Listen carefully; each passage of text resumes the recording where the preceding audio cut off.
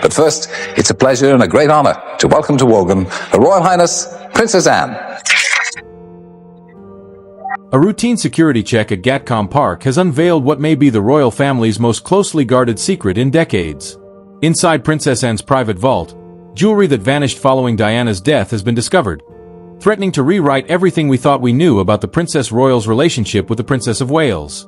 The discovery, hidden behind reinforced steel doors in a temperature-controlled vault few even knew existed, revealed a collection of items that had been missing for over 27 years, pieces that had belonged to Diana herself and mysteriously disappeared in the chaotic aftermath of her death in 1997. These were not mere trinkets. They were treasured possessions that the royal family had publicly claimed were lost, stolen, or properly catalogued within the official crown collections. The revelation has sent shockwaves through Buckingham Palace, placing Princess Anne, long regarded as the most dutiful and uncontroversial member of the royal family, at the center of questions that now challenge her reputation for unwavering integrity. How did these pieces end up in Princess Anne's possession, and why were they hidden? Perhaps most troubling of all is the question of who else knew they were there. These were not minor trinkets that could be easily overlooked. Each item carried not just monetary value but immense historical and emotional significance. The sapphire bracelet alone was estimated at over £200,000 when Diana last wore it, yet its sentimental value was immeasurable, as it was among the last pieces of jewelry she was photographed wearing while alive. The discovery immediately raises questions about the chain of custody for Diana's possessions following her death. Official records maintained by the Royal Collection Trust show no mention of these items being transferred to Princess and/or stored at Gatcombe Park. In fact, palace inventories compiled in the months after Diana's passing listed several of these pieces as missing or unaccounted for. Over the years, there has been widespread speculation about the fate of Diana's personal effects. Some pieces were famously divided between her sons William and Catherine, now share Diana's iconic sapphire engagement ring, while Harry gave the matching ring to Meghan, while others were donated to charity auctions, as stipulated in Diana's will. Yet a significant portion of her collection seemingly vanished from public record. The royal family has always insisted that Diana's jewelry was handled with utmost care and respect, claiming that any missing items were likely removed by Diana herself in her final years, either given to friends or sold privately. The discovery at Gatcombe Park completely upends that narrative. Complicating matters further is Princess Anne's historical relationship with Diana. The two women were never close. And, 15 years Diana Sr., represented the old guard of royal duty and discretion. And, 15 years Diana Sr., embodied the old guard of royal duty and discretion.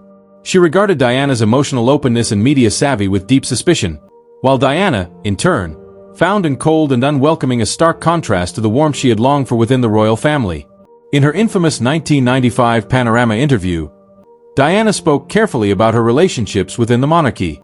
While she candidly addressed her struggles with Charles and her distance from the Queen, she said little about Anne, a silence that spoke volumes to those who understood the intricate dynamics at play, and had never hidden her disapproval of Diana's approach to royal life, particularly her willingness to discuss private family matters in public. So how, then, didn't come to possess these deeply personal items that belonged to a woman she barely tolerated? The official explanation, provided hastily by palace sources following the discovery, strains credulity. They claim Anne was safeguarding the jewelry on behalf of William and Harry, protecting it until they were old enough to decide its fate. Yet William is now 42, and Harry 40. If Anne truly held these pieces in trust, why were they never mentioned? Why were they kept in a vault so secure that even routine palace inventories failed to note them? The jewelry discovered in Princess Anne's vault represents far more than precious metals and gemstones. Each piece tells a story of Diana's life, her relationships, and her evolution from a shy aristocratic teenager into a global icon. To understand the significance of this discovery, one must grasp what these pieces meant to Diana herself. The sapphire and diamond bracelet found in the vault carries a particularly poignant history. Diana purchased it for herself in the summer of 1997, just weeks before her death, during a shopping trip in Monte Carlo with Dodi. Federal photographs from that trip show Diana radiant and relaxed, the bracelet gleaming on her wrist as she stepped off Dodi's yacht. This was no royal heirloom or diplomatic gift, it was a personal choice, made during what would tragically become one of the last joyful periods of her life. The fact that the sapphire and diamond bracelet ended up locked away in Anne's vault rather than passed to Diana's sons raises disturbing questions about who made that decision and why. The emerald earrings carry their own complex provenance. Presented to Diana during the Wales tour of Oman in November 1993, they were personally selected by the Sultan, who knew of Diana's fondness for emeralds. She wore them frequently in the years that followed, including its several high-profile charity events that held deep personal meaning. Under normal protocol, such gifts, received during an official state visit, should have been catalogued and either returned to the royal collection or offered to the Omani government as a gesture of respect. Instead, they were hidden away, their existence denied. Yet it is the pearl choker that has drawn the most attention and speculation. One of Diana's favorites in her final years, the 7-strand choker with its distinctive sapphire and diamond clasp was bold, modern, and perfectly suited to her evolving style. She wore it to a Christie's charity preview in June 1997, paired with a sleek black gown that showcased just how far she had come from the demure bride who married Charles 16 years earlier. Jewelry experts who have examined photographs of the recovered piece confirm it is unmistakably the same choker. The craftsmanship of the clasp, the particular shade of the sapphires, and the precise length of the pearl strands all match exactly. This was not a replica or a similar design, it was Diana's choker, the very one she wore in some of the last photographs taken of her alive. According to sources familiar with Diana's will and the subsequent distribution of her estate, this choker, like several other pieces, should have been included among the items divided between William and Harry Tionneau, who authorized the transfer of these items to Anne, who was aware they were there, and why this information was withheld from him and Harry. The palace's initial response has been to downplay the significance of the discovery. Unnamed sources have suggested that Anne was simply safeguarding the jewelry, protecting it from potential loss or theft. But this explanation falters under scrutiny. If her intent was truly to protect the pieces, why was there no documentation? Why were William and Harry never informed? And why, now that they are grown men with families of their own, were these items never offered to them? Anne's silent guardianship of the jewelry casts a new, troubling light on her reputation. Widely respected for her diligence, discretion, and dedication to duty, the Princess Royal has long been seen as a paragon of reliability within the royal family. Yet hiding her nephew's inheritance for over 2 decades raises difficult questions. What does duty mean when it involves withholding from the rightful heirs what should have been theirs? Diana, in contrast, embodied emotional openness and a willingness to defy royal protocol in pursuit of personal authenticity. Her candid 1995 Panorama interview, in which she spoke of her struggles with bulimia, marital difficulties, and infidelity, reportedly appalled Anne. Palace insiders claim and privately referred to Diana as reckless and self-absorbed, more concerned with celebrity than duty. This context makes the jewelry's discovery even more complex. Was Anne truly acting to protect her nephews, or was she imposing her own judgment about what they deserved to inherit? Was she shielding William and Harry from emotional burden, or enforcing a form of posthumous control over Diana's legacy? Supporters of and argue her intentions were honorable. In the chaos following Diana's death, she may have been attempting to secure the items until the young princes were ready to receive them, waiting for a moment that never arrived. Yet this raises further questions. Why was the Royal Collection Trust never informed? Why was there no official record? And why did Anne remain silent as William and Harry grew into adulthood? The timeline remains unclear. Diana died on August 31, 1997, and her funeral was held on September 6. In the weeks that followed, her personal possessions were catalogued at Kensington Palace, a massive, emotional undertaking complicated by the need to separate crown property from Diana's personal effects. Staff later admitted the process was rushed, with items hastily packed, moved, or simply lost in the shuffle. It was during this period that, according to sources, the jewelry now found at Gatcombe Park vanished from official inventories. Some speculate and may have acted on orders from Queen Elizabeth II, removing certain pieces to protect the family or manage sensitive memories. Yet senior palace sources insist the Queen would not have authorized such secretive action. By all accounts, Anne herself appears to have been the decision-maker, a revelation that raises profound questions about her motivations and the moral responsibility she bore toward her nephews, families of their own. If her intent was truly protective, that window for the right moment arguably closed decades ago. Silence, in this case, has not preserved dignity, it has created mistrust, frustration, and the appearance of secrecy for secrecy's sake. The timing of the discovery also magnifies its impact. Diana passed away in 1997, leaving her sons, aged 15 and 12, to navigate grief and public scrutiny. They inherited some of her jewelry, like William's sapphire engagement ring, and other pieces were handled according to her wishes in her will. Yet now, nearly 28 years later, they learn that items of deep personal and historical significance, gifts she selected for herself, and pieces tied to pivotal moments of her life, were withheld without explanation. From a legal perspective, this raises critical questions about the chain of custody and potential breaches of trust. Even if Anne believed she was acting in their best interests, The absence of records and transparency could complicate matters under UK inheritance and property law. William and Harry now have grounds to demand an audit of all items associated with Diana's estate, potentially uncovering not only jewelry but documents, photographs, and personal effects that may have been withheld similarly. Psychologically and emotionally, the revelation is a wound reopened. Both princes have spoken publicly about their ongoing struggle with the legacy of Diana's death and the pressures of royal life. Discovering that a close family member secretly controlled portions of their mother's personal effects adds a layer of betrayal to existing grief.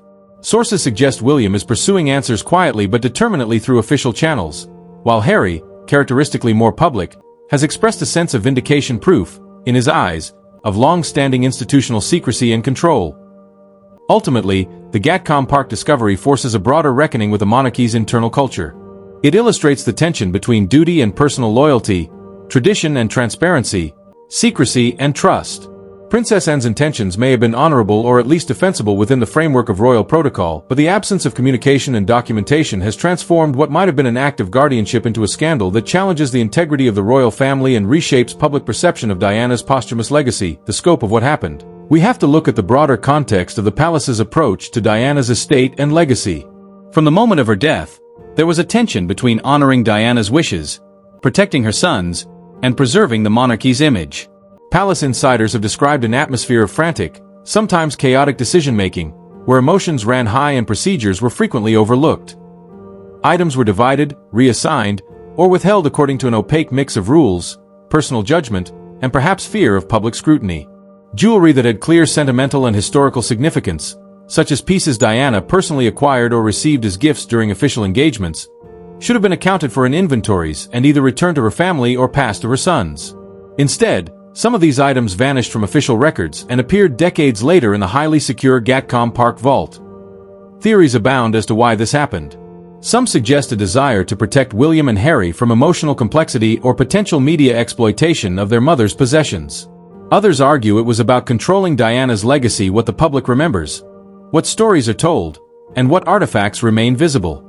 The lack of documentation, the secrecy surrounding the vault, and the absence of clear communication with the rightful heirs point less to benevolent guardianship and more toward unilateral control. This is why the Gatcombe Park discovery has been described by insiders as a palace conspiracy. It exemplifies a system in which even senior royals can make executive decisions about assets, narratives, and history without oversight, leaving the next generation blindsided. And, whether acting on her own or as part of an informal institutional strategy, effectively decided what her nephews could see and what the public could learn, a power that underscores the monarchy's deeply entrenched culture of secrecy. Clear. Diana's story and by extension, her possessions would be managed carefully, selectively, and often secretly, to protect the monarchy's image. The jewelry discovered at Gatcombe Park is a direct reflection of this policy. These pieces were not merely valuable objects, they were deeply personal artifacts, representing Diana's independence, her life beyond royal constraints, and moments of personal joy. The sapphire bracelet from her summer with Dodi, the emerald earrings from a solo tour, and the pearl choker she wore while appearing publicly without Charles were all symbols of her autonomy. And the weeks and months after her death, a small group of senior royals and trusted advisors reportedly met in private, debating how much of Diana's life and legacy should enter the public record. Prince Philip and the Queen Mother favored strict control, fearing Diana's story could cause further embarrassment. Charles, overwhelmed by grief and guilt, largely refrained from intervening, leaving officials and courtiers to execute a plan of selective preservation. Under this strategy, Diana's charitable work and public warmth were highlighted. Her style and global appeal were celebrated.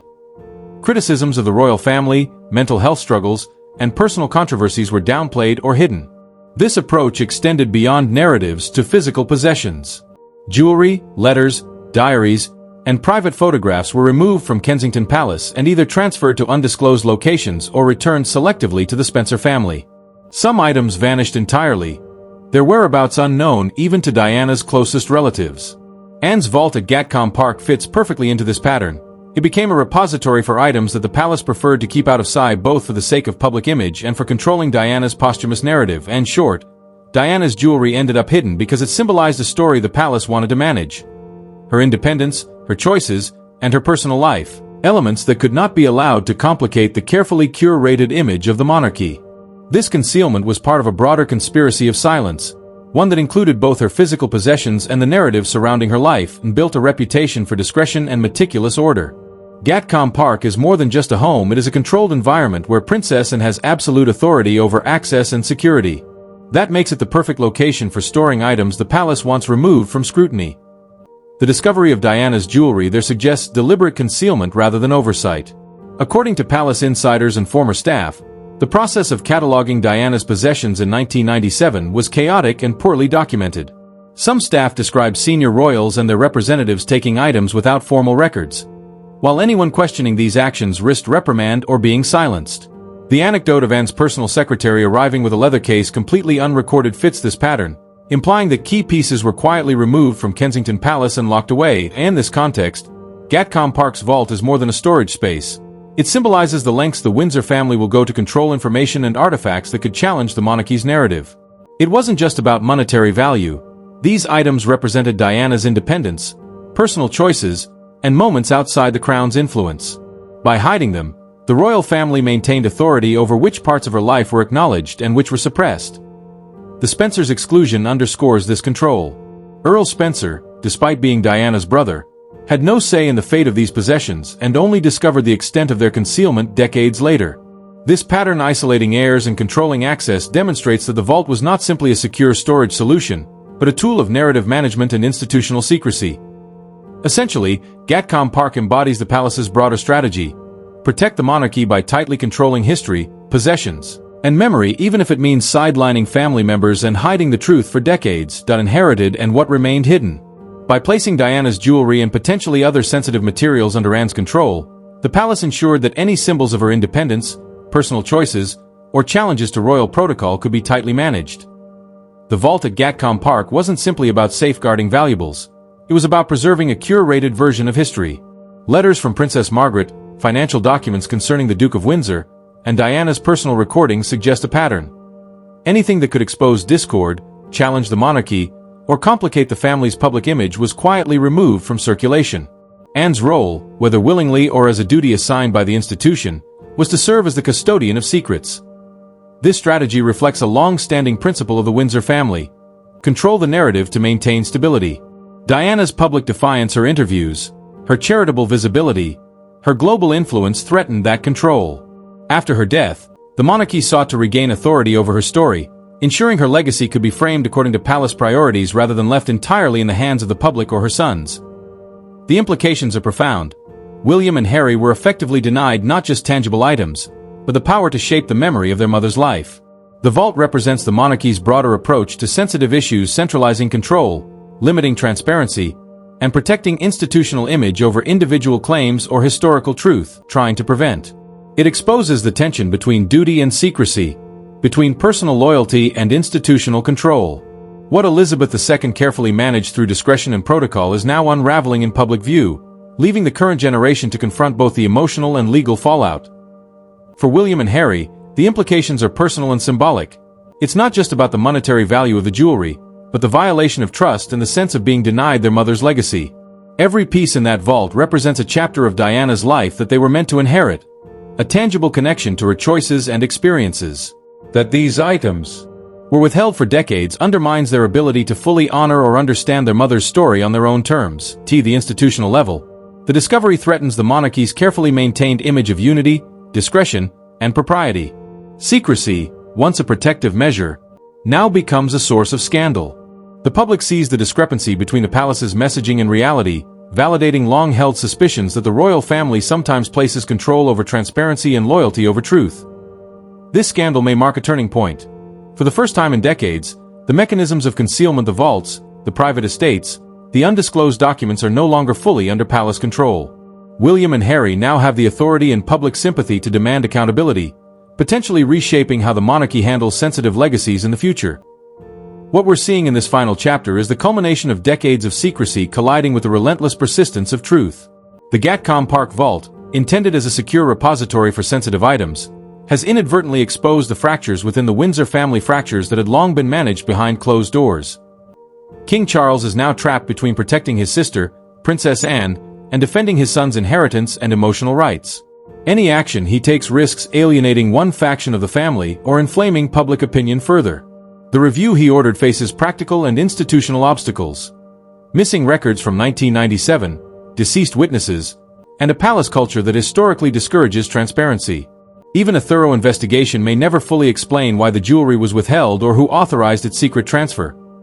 For William and Harry, this isn't just about reclaiming jewelry, it's about reclaiming their mother's narrative, restoring the material and symbolic pieces of her life that were denied to them.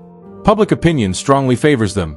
Younger Britons in particular, raised on Diana's legacy, view this scandal as confirmation of the monarchy's prioritization of image over family loyalty. Princess Anne, whose reputation was built on discretion, now faces unprecedented scrutiny. Her silence, once a sign of prudence, has left a vacuum filled with speculation that paints her as either overzealous, controlling, or complicit in a broader institutional strategy of concealment. Whether her motivations were protective, punitive, or purely dutiful may never be fully known. Legally, William and Harry have leverage to demand an audit of their mother's estate, potentially uncovering other items hidden from public record. Symbolically, the scandal exposes the monarchy's deepest tension: the need for secrecy to maintain mystique versus the public's demand for transparency and accountability. Diana embraced openness. Her family, decades later, has shown that secrecy still governs the palace until now.